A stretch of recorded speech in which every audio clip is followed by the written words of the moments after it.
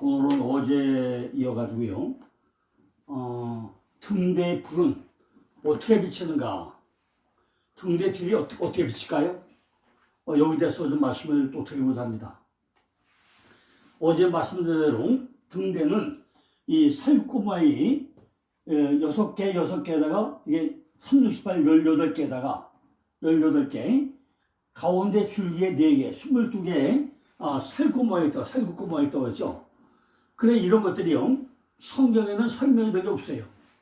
그러나 성경에 나온 이 살구 모양이 왜 전부 다 22개, 위에다가 등불이 7개, 전부 다 29개죠.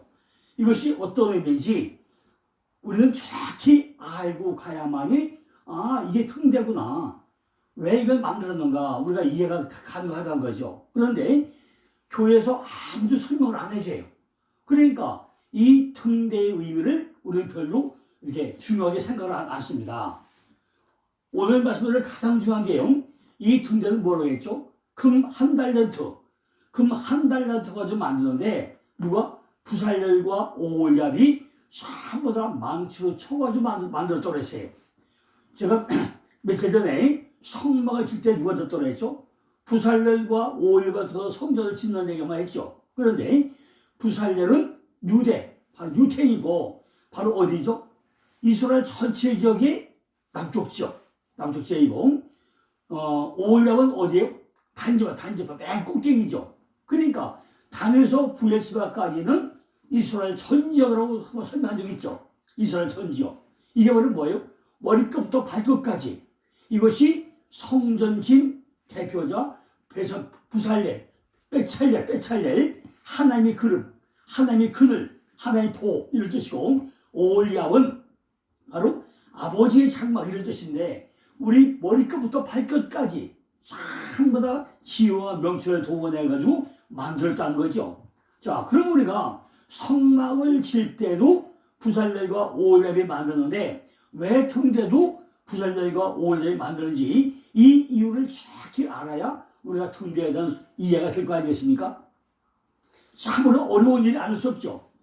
이걸 금 1달란트 가지고 이 줄기에서 가지 6개, 좌에 3개, 위에 3개, 가운데 받침대, 위에 등불 7개, 이걸 하나하나 쳐가지고 만들어가지고 이 등잔에다가 감람을 채워가지고 매일 불 갈아주고 불 끄고 갈아주고 하면서 등불을 켤 때 그것이 얼마나 힘든 일이 끝난 거죠.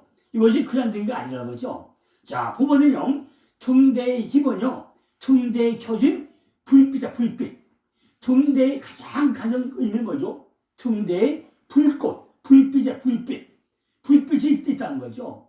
그러면 등대에는 불이 꺼지지 않도록 기름이 항상 충분하게 보충이 되어야 된다는 거죠. 그래서 그 당시에는요, 경건한 올리브 기름을 꺼지지 않도록 등잔에 채워 먹었다는 것입니다.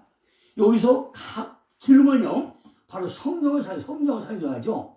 기름이 떨어지지 않다 하면 성령이 이루었다. 어디? 사무엘상 10장 1절과 6절에 설명을 합니다. 이 성령은 오순절날 예수님이 제자로 내려가지고 기진맥진해가지고 꺼져갔던 그들이 심령을 소생시켜줬다는 것입니다. 이 성령의 역사는 오늘날도 역시 마찬가지로 이루어지겠다는 거죠. 우리가 생명을 가지고 있을지 모르지만 은혜의 성령을 충분하게 공급받지 못한다면 생명을 유지시킬 수가 없다는 것입니다. 조금 더 설명하겠지만 성령 몇 가지 있다고요? 7개, 7대형, 은생양진 간성령, 이렇게 은생양진 간성령 7개 여기 있다는 거죠. 처음에는 뭐죠? 생명을 유지시켜주는 여기 있는데 이것이 바로 성령. 기름이 메말라버린 심지의 불빛은 너무나 흐릿하게 어둠을 비출 수가 없다는 거죠. 그렇다면 우리는 이 기름을 어떻게 충만하게 채워넣을 수 있게 되는 거죠. 성령께서는 그리스도의 모든 것을 취하셔가지고 우리에게 채워준다는 것입니다. 이와 같이 귀한 것들을 우리들이 온전히 받아들일 때 우리의 믿음은 강화되고 생명의 빛은 보다 더 밝게 비추게 된다는 것입니다. 이러한 증거의 등장이 계속 빛을 발하려면 거룩한 기름이 절대적으로 요구된다는 거죠. 기름이 없이 불을 밝힌다는 것은 결코 불가능한 그런 일이라는 것입니다. 만일 그리스도의 생활이 꺼져가는 세월이 되어가지고 흐릿하게 된다면 아마 재미없고 편협된 거라고 말할 수 있겠죠. 만일 그리스도의 생활이 꺼져가는 세월이 되어가지고 이렇게 등불이 꺼져버려가면 우리에게 뭐가 의미가 있냐는 거죠. 곧 성령의 기름이 결핍한 결과라고 말씀드릴 수 있지 않겠냐는 거죠. 우리에게는 성령이 항상 내재되어 있다는 것입니다. 교육이나 열심히 생명을 정결하게 해주는 성령의 기름을 우리가 대신할 수는 없다는 거죠. 그렇다고 기름이 스스로 빛을 낼 수는 더더욱 없다는 것입니다. 그죠? 기름이 어떻게 빛을 낼 수 있을까요? 꺼진 등불은 아무리 기름을 부어도 빛을 밝히지 못한다는 것입니다. 꺼진 등불, 심지어 불이 붙지 않고 나면요 아무도 빛이 비치지 않는다는 거죠. 이것은요 살아있는 영혼이 불을 통해 가지고 위대한 능력이 생겨남을 말해주고 있다는 것입니다. 성령께서는 스스로 말하는 분이 아니라는 거죠. 성령은 우리들이 그리스도를 통해서 얻은 생명이 빛을 발해가지고 그리스도께서 우리 안에 계심을 나타나게 해주신다는 것입니다. 그래서 예수님께서는요 그가 나를 영원하게 할 것이다 라고 말씀하고 있다는 거죠. 이와 같이 성령께서는 우리 안에서 예수님을 영원하게 하신다는 것입니다. 또한 등대 외에 불집게와 심지 가위가 따로 있었다는 거죠. 따로 있었죠. 불집게 또 그 심지에 잘리는 가위가 따로 있었다는 거죠. 이것들은 볼품도 없고 작은 것이었지만은 반드시 필요한 기구, 곧 등잔의 불이 항상 빛을 비출 수 있도록 유지할 수 있도록 정리하는 도구였다는 것입니다. 특히 이 기구는 불이 타고 남은 것을 찌꺼기들은 재를 전부 다 털어내는 그런 일을 해냈다는 거죠. 빛이 밝게 비추는 것을 방해하는 재는 거룩한 기름에서 생기는 것이 아니라 등잔의 심지에서 찌꺼기가 생겨나고 있다는 것입니다. 다시 말씀드리면 우리가 하나님의 빛을 비추지 못하도록 방해하는 장애물들도 결코 우리가 성령 안에 있는 것이 아니라 우리 자신에게 있다는 거예요. 우리가 성령 충만해야 되는데 이걸 방해하는 요소가 또한 그 안에 있다는 거죠. 이것은요 이기적인 마음이나 다하지 못한 의무나 혹은 회개하지 않는 죄에서 생겨날 수 있다는 거죠. 그래서 우리 대제사장이신 예수께서 우리의 심지를 깨끗하게 하기 위해 가지고 시험과 고난의 가위를 사용할지라도 등불을 아주 꺼버리지는 않는다는 것입니다. 이게 무슨 얘기죠? 베드로가 주님을 부인했을 때 주님께서는 베드로를 완전히 배척하지 않고 불집게와 가위를 사용해서 그의 마음을 자르고 잘라내가지고 다시 심지를 정리해서 불이 붙게 했다는 것입니다. 우리의 약점을 우리 주 대제사장께서는 이렇게 항상 알고 계시던 거예요. 그러므로 우리의 어둡고 침침한 부분을 순금으로 된 집게와 가위로 고통을 주기보다는 유익을 주기 위해서 잘못된 부분을 잘라주심으로 더욱 밝은 빛을 발해가지고 아버지의 원대로 모든 어둠을 밝힐 수 있도록 주님이 해주시는 것입니다. 이것이 성령의 역할이라는 거죠. 우리는 그리스도의 나라에 이 땅에 이루어져 가지고 모두 이룰 수 있도록 힘쓰는 성도가 되어야 한다는 것입니다. 자, 그러면 등대는 언제 어떻게 그죠? 언제 어떻게 빛을 발할 수 있냐는 거예요. 그죠? 등대가 순금 등대가 그리스도의 수단과 부활을 예표하는 것이라면 이 등대는 무슨 기능을 가지고 있는 거냐는 거죠. 바로 빛을 내는 기능이 등대 아니야. 등대. 빛을 내야 돼요. 만약 등대가 빛을 비치지 못하면 등대 그걸 못하는 거잖아요. 그러면 언제 순금 등대가 빛을 낼 수 있냐는 거죠. 이것은 쉬운 문제가 아니라는 거죠. 등대의 불은 등대 자체와는 완전히 다르다는 거죠. 만일 등대와 불이 조화를 이루지 못했다면 경건의 모양은 있으나 경건의 능력은 없는 성도처럼 등잔 없는 등대 혹은 풀 없는 등잔을 갖게 될 수밖에 없다는 것입니다. 등대라는 목적이 뭐죠? 불을 켜기 위한 목적으로 만들어진 등대잖아요. 그런데 거기서 불꽃이 나지 않으면 등대를 못한 거 아닙니까? 이 빛은 영원한 생명의 모형이라는 거죠. 그러니까 등대는 다시 뭘 비춰요? 생명의 빛을 비추는 역할을 해야 된다는 것입니다. 그리스도 안에서 우리가 지니고 있는 생명은 하나님으로부터 온 것이고 이 세상에서 빛의 삶을 사도록 해주는 역할을 한다는 거죠. 우리가 이 등대와 같이 하나님 앞에서 빛을 발할 수 있으려면 하나님으로부터 온전하게 거룩한 생명의 불로 점화가 되어야 한다는 것입니다. 이렇게 점화된 불은 결코 꺼지지 않는다는 것입니다. 우리가 능력 있고 꾸준하게 하나님의 말씀을 전파하는 비결은 훌륭한 지식을 얻는 데 있는 것이 아니고 성령을 통하여 능력을 얻는 데 있다는 것입니다. 생명 곧 빛이라는 사실을 잊지 말아야 합니다. 우리가 세상의 빛을 비추다고 하는 것이 우리 안에 거하시는 그리스도의 생명을 세상에 보인다는 사실이라는 것입니다. 이 빛은 제단의 불과 같이 사용되어지거나 누릴 수 없고 사람이 인위적으로 만들 수 없다는 것입니다. 즉 영원한 생명은 사람의 힘으로 결코 만들 수 없고 오직 하나님의 은사로만 얻을 수 있다는 것입니다. 다시 말하면 사람은 이 빛 안에서 거듭나야 한다. 이제 요한복음 3장 3절이죠. 그렇다면 이러한 빛의 역할은 무엇을 의미하냐? 빛의 역할이 뭐가 빛의 역할을 의미하냐는 거죠. 첫째는 주님 앞에서 비춰야 한다. 주님 앞에서 우리가 주님 앞에서 빛을 비춰야 한다는 거죠. 그리스도인으로서 우리가 해야 할 일은 하나님 앞에서 사는 거잖아요.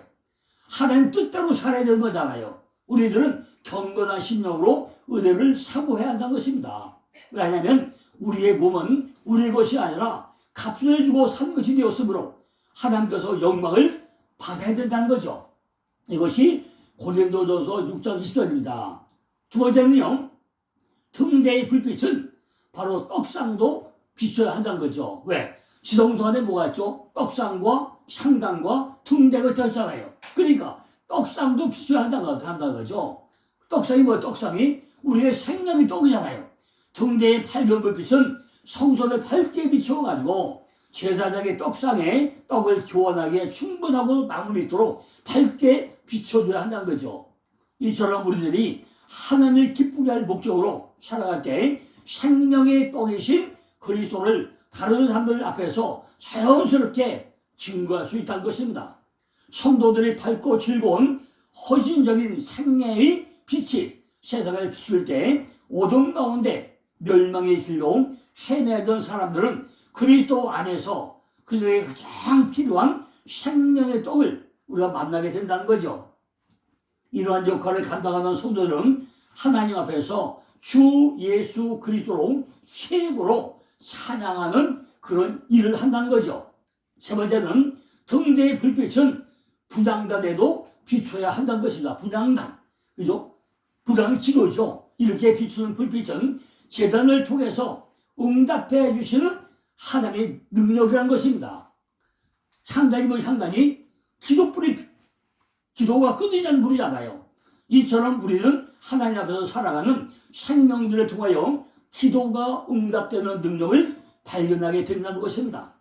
따라서 우리들도 기도를 응답해 주시는 하나님에게 간구한다면 하나님께서 친히 영광을 입히신 생명, 즉 거룩한 향단의 물을 통해 가지고 응답을 받게 될 거라는 것입니다. 네 번째는 그 빛은 등대 자신까지도 비춰야 한다는 것입니다. 하나님 앞에서 우리가 빛이 날 때 우리는 다른 사람에게 주 하나님께서 우리에게 비추신 아름다움을 증거하게 되어 있다는 겁니다. 우리가 너희 빛을 하나님 앞에 비추게 하여 저희로 너희 착한 행실을 보고 하늘에 계신 너희 아버지께 영광을 돌리게 하라고 마태복음 5장 10절에 설명하고 있죠.